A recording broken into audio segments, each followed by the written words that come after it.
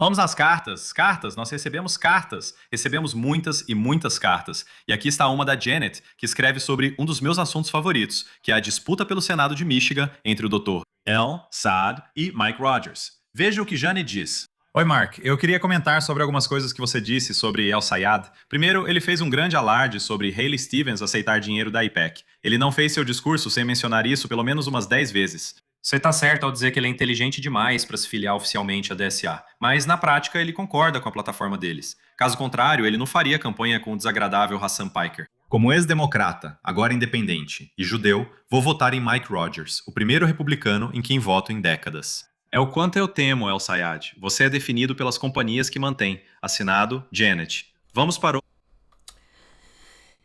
Abdulrahman Al-Said.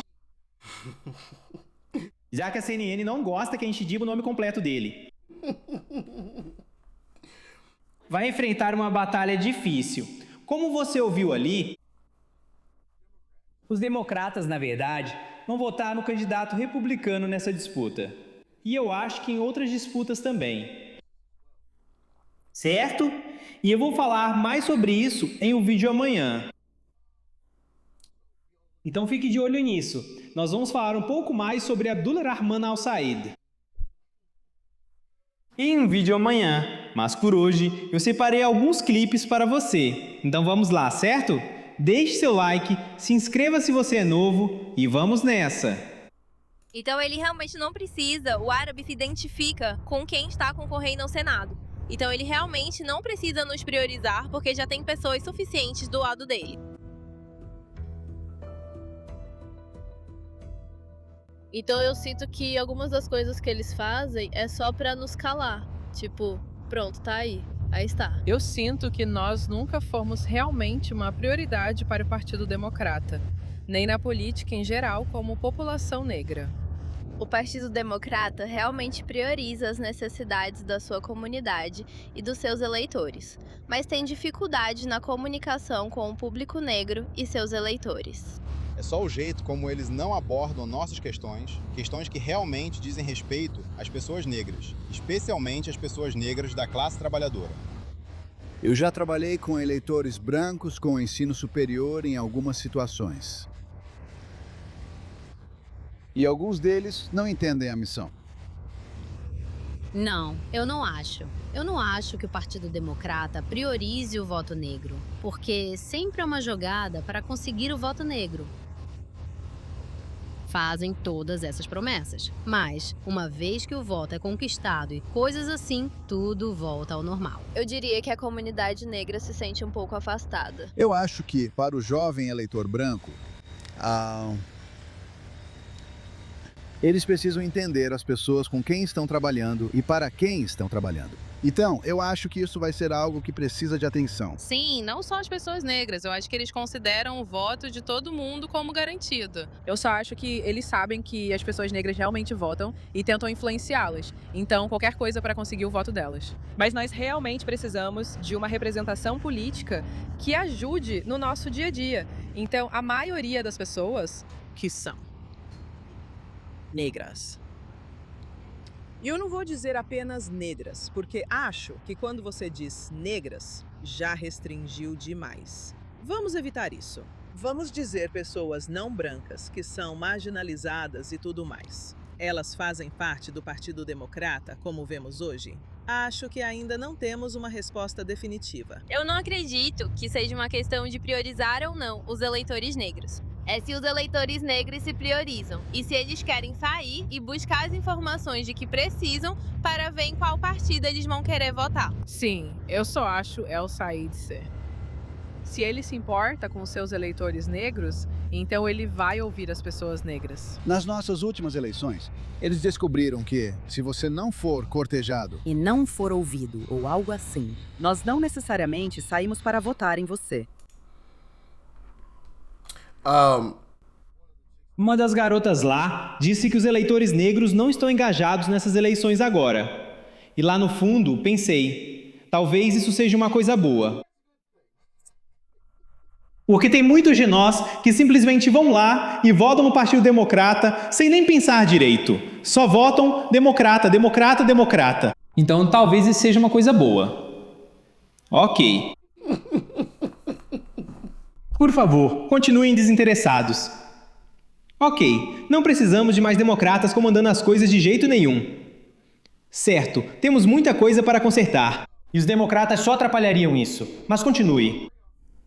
Aqui é o Texas. Aqui não é Minnesota e não é Califórnia.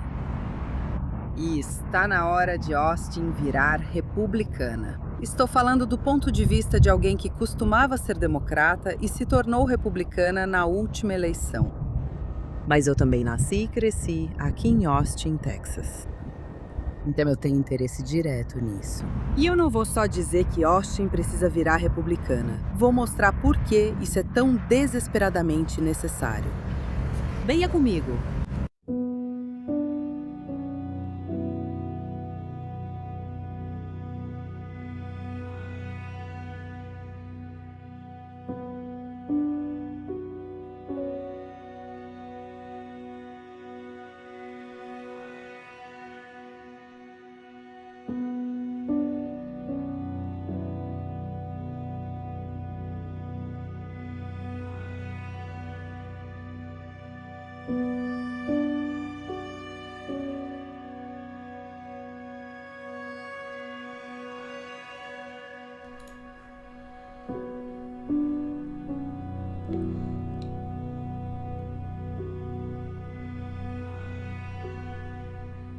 Uau! Moco.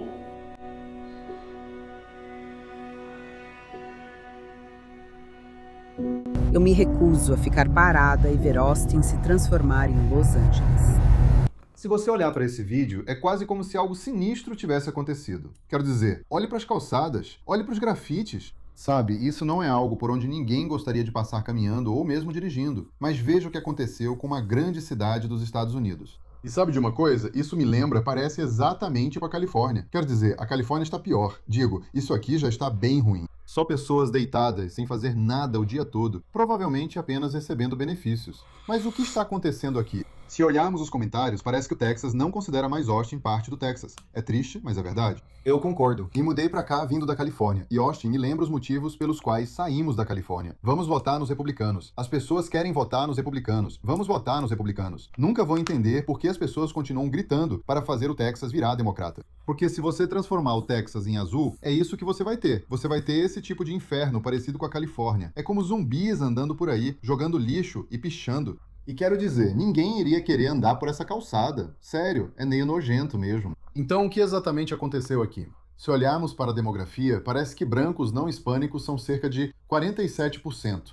E olhe para a população hispânica, está em 32%. Então, 1 em cada 3 pessoas agora é mexicana em Austin. Então parece que isso vem aumentando. E foi mais ou menos isso que aconteceu com Los Angeles e a Califórnia em geral. A população branca diminuiu, a população mexicana simplesmente disparou. E agora você meio que tem esses vendedores de comida em todas as calçadas. Tudo começa a parecer uma favela. Quero dizer, pode haver alguma correlação entre a mudança demográfica e o que você vê aqui.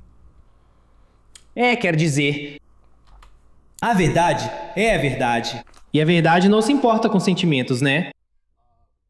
E talvez eu tenho certeza de que esse não é o único motivo. Acho que principalmente são os democratas que estão no comando. Mas é claro, você precisa de pessoas que votem nos democratas para que os democratas possam ficar no comando. Então é triste, né?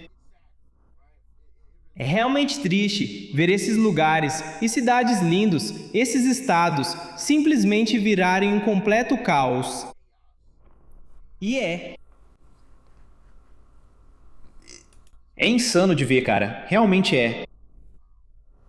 E é uma droga também, porque, sabe, quando esse tipo de coisa acontece nesses lugares diferentes, você fica tipo... Eu realmente não quero ir lá.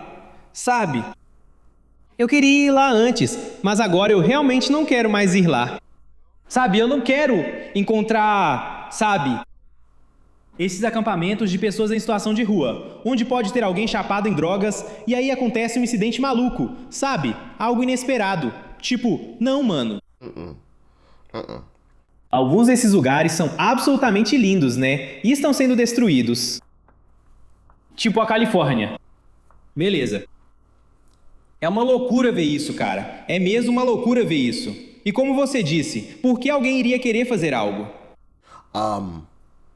Ou por que alguém sugeriria, tipo, vote nos democratas, quando todos nós vemos os resultados, quando as pessoas realmente votam nos democratas? É um caos total. Um caos total. Quero dizer, em todos os aspectos, tem de tudo. Quero dizer, olha Seattle, por exemplo. Em vez de prender os criminosos, e eu já falei sobre isso antes, em vez de prender os criminosos,